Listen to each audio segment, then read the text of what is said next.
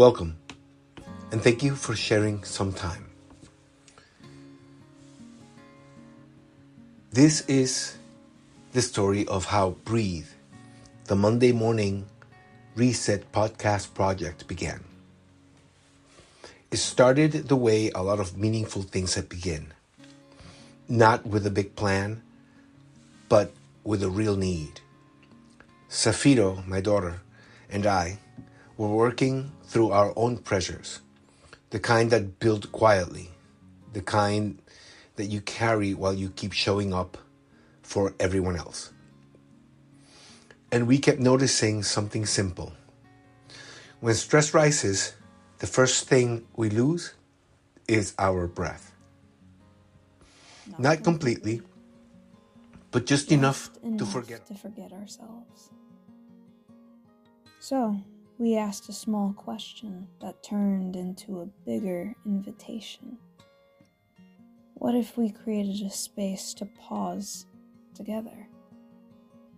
A place that didn't demand performance. A place where you didn't have to explain everything.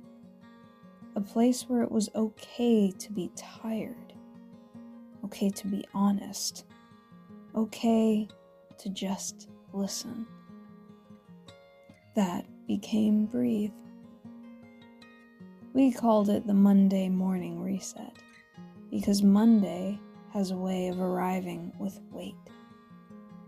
And we wanted to start the week differently, not by pushing harder, but by returning to the body. To the body. To the present. To the breath. To my breath. In the beginning, it was simple. We would show up and talk. No perfect script, no polished production, just a safe space and a shared intention.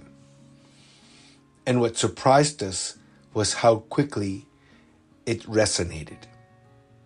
Most people came through word of mouth, friends, colleagues, people we respect. Not because we marketed it, but because someone said, "This helped me. You might need this too." And when people arrived, they brought their whole lives with them.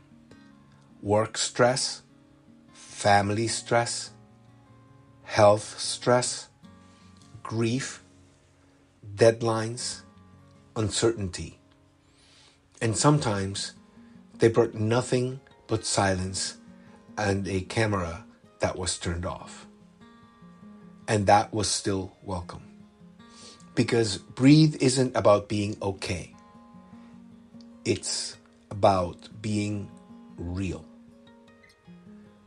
And practicing the smallest possible step toward steadiness.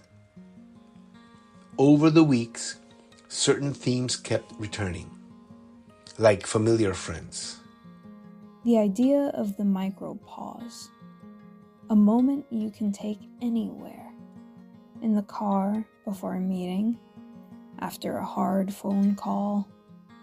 A few seconds to notice your breath and soften what's tightening. Grounding, body literacy. Learning your early warning signals. The yellow light moments when your jaw clenches, your shoulders rise, your breathing gets shallow, and you're still functioning, but you're starting to drift from yourself.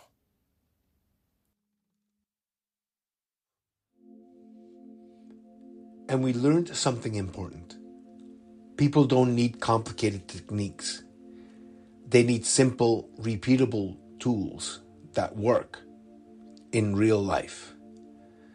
But even more than the tools, what people kept naming again and again was the feeling of safety. The relief of a safe space where you can show up as you are. The relief of being heard, being seen without being fixed. The relief of remembering that we are not alone. Because what's forming through Breathe isn't just a session. It's a community committed to something deeper than social media. These are relationships that carry through the week. Quick check-ins, quiet encouragement, real friendship, the kind that says, I am here, without needing a spotlight. We've heard gratitude from the people who've joined us, especially those who stepped in to share part of their story. And every time it happens, we feel it. This isn't social media content. This is care. Right now, Breathe has been in beta. We've been testing it the most honest way possible by simply showing up. And now we are starting to shape it with more structure to make it not rigid, but easier to access, easier to repeat, easier to share.